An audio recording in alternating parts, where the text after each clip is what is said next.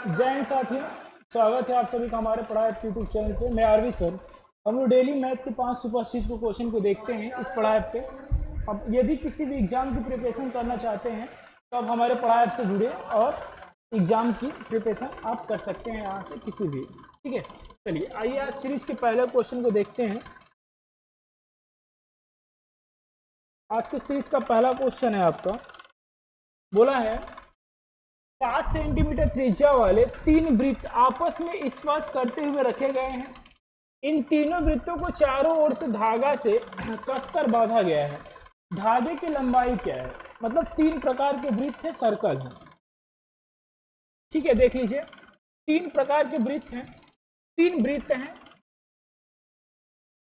तीनों को आपस में स्पर्श करते हुए ऐसे रखा गया है और इनको धागा से बांधा गया है, यानी कि धागा से बांधा गया है, ऐसे बांधा गया होगा,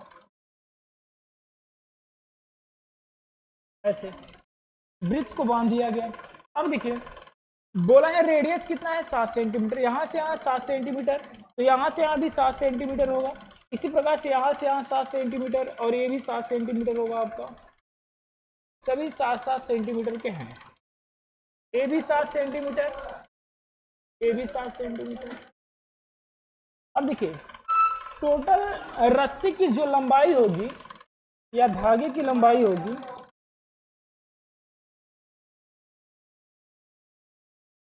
धागे की लंबाई क्या होगी समझते हैं। देखिए यहां से यहां तक टोटल ये 7 सेंटीमीटर, ये 7 सेंटीमीटर, यहां से यहां टोटल कितना होगा 14 सेंटीमीटर। इसी प्रकार से यहां से यहां भी आपका कितना होगा 14 सेंटीमीटर, और ये वाली लेंथ कितना होगी 14 सेंटीमीटर। अब देखिए यहां से ए वाला बच गया, ठीक है, ए जो लेंथ बचा ए वाला, इसमें भी ए और यहाँ पे भी ए, तीनों मिलके एक अर्धवृत्त बना लेगा। तीनों मिलके क्या बनाएंगे? अर्धवृत्त।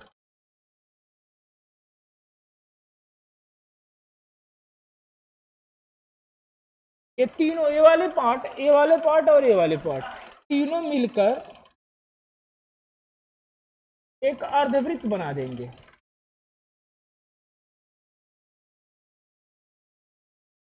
अर्धवृत्त, तो अर्धवृत्त का हम लोग क्या निकाले? परिमाप।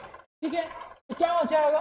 धागे की लंबाई कितनी हो जाएगी? देखिए 14 ये 14 ये 14 है, तो 14 तो 42 सेंटीमीटर ये हो जाएगा आपका। अब प्लस के अर्धवृत्त का परिमाप कितना होता है? 2 पाई आर। आर की वैल्यू कितना है? 7 सेंटीमीटर।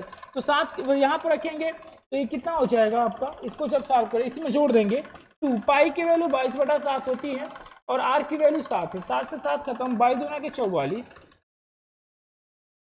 और 42 ए, 42 और 44 जोड़ेंगे 80 6 86, 86 सेंटीमीटर का धागा होगा अगर तीनों वृत्त को कस के बांधा जाए तब। 86 सेंटीमीटर का धागा होगा अगर तीनों वृत्त को एक ही धागा से बांध दिया जाए, तो उस रस्सी की लंबाई कितनी होगी? 86 सेंटीमीटर। सवाल का राइट आंसर आपका होगा। ठीक है, चलिए बढ़ते हैं, अगला क्वेश्चन देखते हैं। Question number 2। क्वेश्चन नंबर 2 क्या कह रहा है? √3 और √5 का एलसीएम बताइए। √3 और √5 का एलसीएम बताना है। देखिए बच्चे क्या करते हैं, √3 और √5 का एलसीएम निकालने 5 से 15 मार के चले आते हैं, जो कि होता है गलत।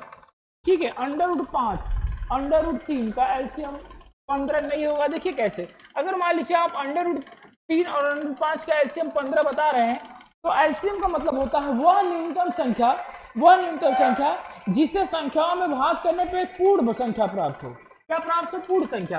अगर √3 से आप √15 में भाग कर रहे हैं, इसमें √15 में भाग कर रहे हैं 3 से, तो आएगा कितना? √5।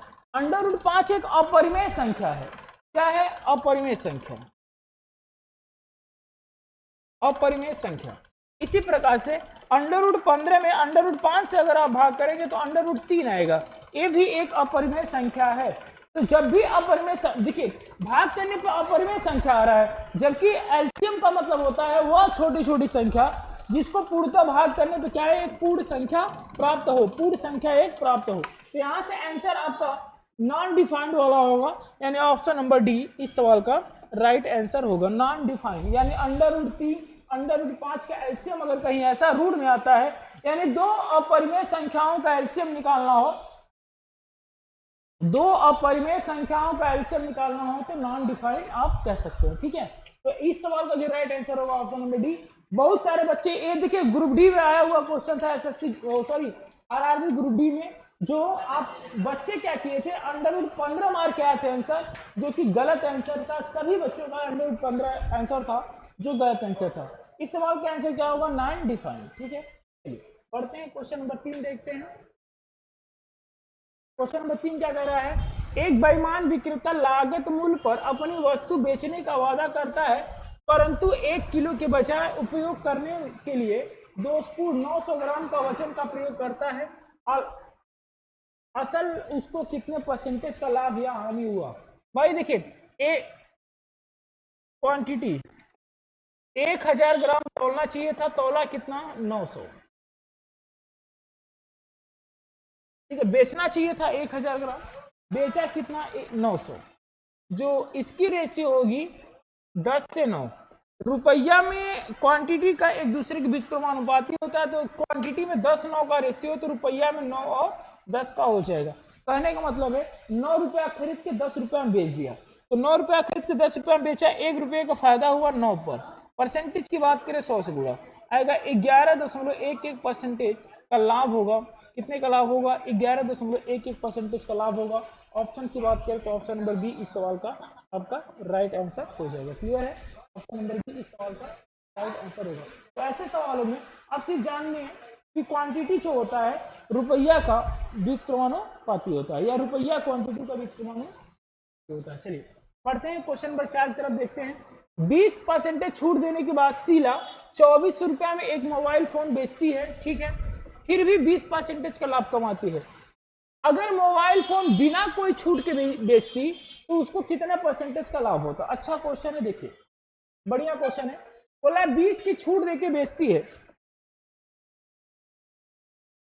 तो 20 की छूट का मतलब 1/5, हर 5 रुपया पर 1 रुपया का हानि पर यानी छूट देकर बेची, तो 5 की प्रोडक्ट 4 में बेच दिया गया। फिर भी कह रही है 20 का लाभ कमाती है, यानी 5 की वस्तु 6 में बेचेगी तब 20 का लाभ कमाएगी। देखिए यहाँ पे देखिए सेलिंग प्राइस बराबर करने के लिए क्या करें हम लोग, यहाँ पे 4 रुपया, यहाँ पे 6 रुपया सेलिंग प्राइस है, गलत बात है। बराबर करने के लिए इसमें 3 से गुणा करा दिए, इसमें 2 से गुणा कराइए। ठीक है, तो यहाँ 3 से कराओगे तो इसमें 3 से करना पड़ेगा, यहाँ 2 से कराओगे तो इसमें 2 से गुणा करना पड़ेगा। तो 5 से 15 ये हो जाएगा, तो 6 दूना के 12, 5 दूना के 10। अब देखिए बोला बिना छूट के बेचे, बिना छूट के बेचे, तो 10 की वस्तु कितना बेच रहा है 15 में, 10 की वस्तु 15 में बेच रहा है, तो कितने का फायदा हो रहा है, क्योंकि सर 5 का फायदा ले रहा है कितने पे 10 पे। परसेंटेज की बात करें तो 100 से गुणा, 1 0 से 0, यानी बिना छूट के बेचेगा तो 50 रुपया, 50% का उसको प्रॉफिट होता, बिना छूट का बेचता तब। अब आप कहोगे सर 2400 का कोई मतलब ही नहीं रहा, हमारे यहाँ पे कोई 24% का कोई मतलब, सॉरी 2400 रुपये का कोई मतलब नहीं है। ठीक है, इस सवाल में 2400 रुपये का कोई मतलब ही नहीं है। अगर परसेंटेज में पूछा है तब, अगर पूछता कि अंकित मूल्य बताइए, एमआरपी रेट बताइए या कॉस्ट प्राइस बताइए, तब उसका कोई मतलब यहाँ पे यूज होता। जैसे क्या होता है यूज, 12 रेशियो का मान दिया है 2400, तो एक रेशियो का मान कहते सर 200। अगर आपसे कॉस्ट प्राइस पूछता तो 5, ये कितना होता है 2000, कॉस्ट प्राइस 2000 होता। एमआरपी रेट कितना होता 15 दूना 30, 3000। तो अगर एमआरपी या कॉस्ट प्राइस पूछता तो उसका 2400 का यहाँ पे यूज होता। अभी आपसे पूछ रहा है कितने परसेंटेज का लाभ या हानि होगा, तो कोई मतलब है नहीं। ऑप्शन कौन सा होगा, ऑप्शन नंबर ए, 50% का फायदा होगा। चलिए क्वेश्चन नंबर 5 देखता है। 5 नंबर क्या कह रहा है, बोल रहा है निम्न में से कौन सा भिन्न का मान निम्नवत है, यानी सबसे छोटी है। तो देखिए भिन्न के साथ कभी भी सवाल अगर सॉल्व करें, सॉल्व करना हो तो आप कैसे सॉल्व करेंगे, आप देखिए 3/5 लिखिए, यहाँ पे 4/6, 5/7, 7/9, और 9/11, ये आपका भिन्न है। ठीक है, इनके बीच का डिफरेंस चेक करते हैं। ठीक है, इनके बीच का डिफरेंस चेक करिएगा, कितने का डिफरेंस है? 2 का। यहाँ भी 2 का, यहाँ भी 2 का, यहाँ भी 2 का, यहाँ भी 2 का, सब में डिफरेंस क्या है? बराबर है।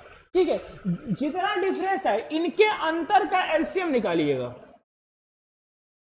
तो कहोगे सर एलसीएम भी तो 2 ही होगा, सब में 2-2 का अंतर, तो एलसीएम कितने का होगा? 2 का होगा। अब इनके एलसीएम निकालने के बाद, इनके गैप का जो अंतर निकाले हैं उनका एलसीएम निकालने के बाद इस वाले 2 से इसमें भाग करेंगे तो कहोगे सर 1 बार जाएगा, तो 3 में 1 से गुणा कराएंगे 3 हो जाएगा।